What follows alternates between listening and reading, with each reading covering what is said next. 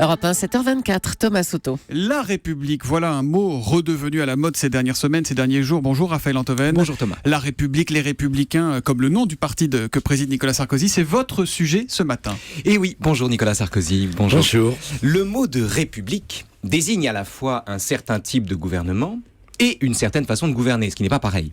La République, c'est une organisation du monde, mais c'est aussi une vision du monde.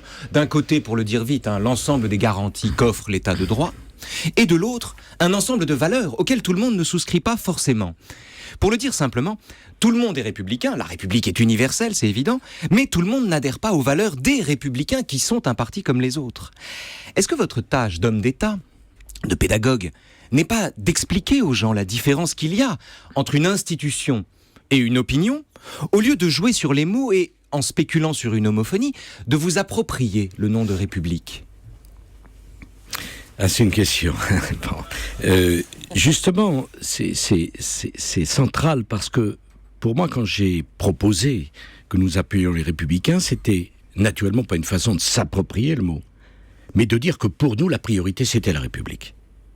Regardez en Espagne, les centristes s'appellent comment ? Les citoyens. Est-ce qu'il viendrait à l'idée de quelqu'un de reprocher ou de penser que les seuls citoyens espagnols, c'est les centristes ? Regardez Obama, qui est en ce moment en France. Comment s'appelle son parti ? Les démocrates. C'est différent, parce qu'en Amérique, c'est valeur contre valeur. D'accord, mais est-ce qu'on pense que les seuls démocrates sont les partisans de M. Obama ? Donc pour nous, c'était une façon de mettre les valeurs de la République comme une priorité. Et je voudrais vous dire même autre chose. Au fond, les socialistes sont peut-être d'abord socialistes avant d'être républicains. C'est leur droit. C'est un débat que vous avez connu de longue date dans la vie politique française. C'est le débat entre Clémenceau et Jaurès, souvenez-vous. Socialiste avant d'être républicain. Vous dire quand même. Allez-y Raphaël. Non mais vous-même, tiens, parlons des socialistes, vous-même, jusqu'à nouvel ordre, n'êtes pas socialiste. Mais vous serez je crois qu'on peut le dire. On peut le dire.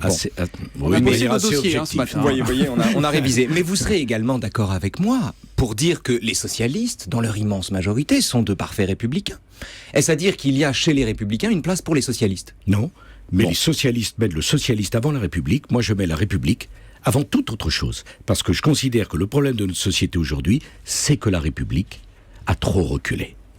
Et quelle est la morale de l'info alors, Raphaël ? La morale de l'info, c'est la citation d'un auteur que vous aimez beaucoup, Nicolas Sarkozy, dont je vous laisse le soin de trouver le nom. Les grands partis bouleversent la société, les petits l'agitent. Les uns la déchirent et les autres la dépravent. Les premiers la sauvent quelquefois en l'ébranlant, les seconds la troublent toujours sans profit. Sans certitude, à vue de nez, là. Mais ça ressemble à du Tocqueville. Bravo. C'est gagné. Merci. Bravo, la gagné. morale de l'info, Raphaël Antoven. On ne vous l'avait pas dit avant. Faut être tout à fait honnête et transparent. Non, mais surtout, c'est parfois agréable de pouvoir parler de choses qui ne sont pas exactement l'actualité et qui obligent, nous les premiers, à réfléchir sur ce qu'on essaie de faire, comment on le fait et où on emmène les gens.